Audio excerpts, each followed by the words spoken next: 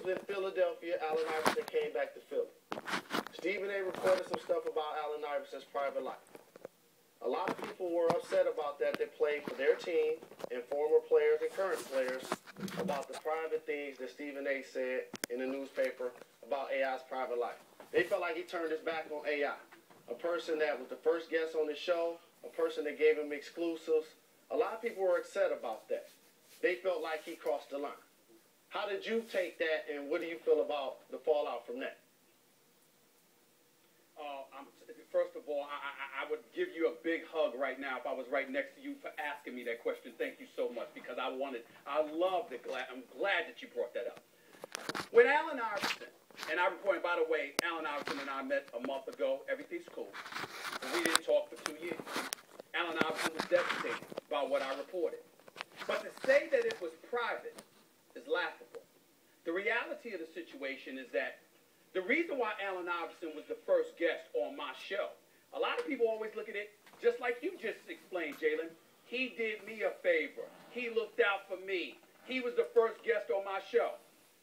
Did it ever occur to you that the reason why Allen Iverson did that was because of the multitude of things that I did know about him that I never betrayed?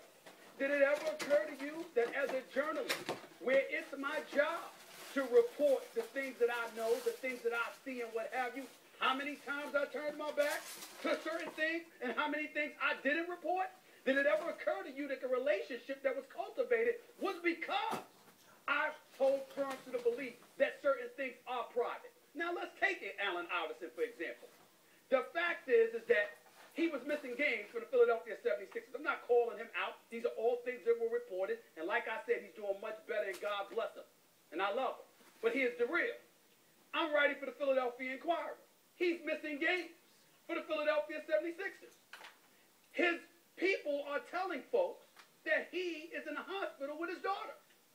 And there's a video of him at that time partying at the CIAA tournament with 2,000 people. Allen Iverson doesn't know that my boss called me into the office and said, "I'm sorry, I thought he was in the hospital." Allen Iverson didn't know that my boss said to me, "Excuse me, what the hell is going on with this report about his family issues in the Atlanta Journal-Constitution," which I didn't report. Allen Iverson didn't know that my boss looked at me and said, "Excuse me, enough of this nonsense. You can protect somebody with so much. You have a job to do. And oh, by the way, you got 24 hours to do it." See, y'all don't want to look at that as professional athletes. What you want to do is ingratiate yourself with a particular reporter. You guys ingratiate yourself with players all of the time. Wait, time out. You guys ingratiate yourself with players all of the time. I'm not denying that. I'm just getting to my point. I'm not denying that. There are certain players that I know that you won't talk negative about because you don't want them to get mad at you. Because you want to keep that relationship in touch. Me? All media members do. Most media members do not include me in that conversation. Thank you very much. A lot of media members. And Jalen, honestly, in defense of Skip and Stephen A., and I've worked with both of them long enough to say this, and I've worked with all media members, if there are two members of the media that I can say do not care, absolutely do not care what the athlete has to say, it's Skip and Stephen A. Do you think they should care what the athlete has to say? No, it's not their job to care what the athlete has to say. Hold it. It's not that easy. Jalen, you don't get off that easy. You and I are friends. You come out with your documentary about Duke and Grant Hill and those boys. What happened? Everybody's calling me and others who are close to you. They're vilifying you. People want you fired. They dog you and all of this other stuff. What did I do? I picked up the phone. I called Jalen. I heard Jalen explain it to me. Then I asked Jalen to come on my radio show to explain it because they had totally misconstrued and tried to misrepresent what you were doing. But with all respect, those were idiots. They tried to make it a racist thing. And wait a minute. That's not the point. It was about social, economic Jalen, that's not the point. And I was talking about being a high school recruit. But yes. Jalen, that's not the point. That's not the point. The point is that my relationship with you was what enabled me to get in touch with you to make sure that for my listeners, my viewers, or whatever the case may be, that I was able to make sure that I accurately portrayed and displayed your point of view. My willingness to ingratiate myself with an athlete or whatever the case may be is so, excuse give you the avenue and the venue to do just that. It's not to compromise myself.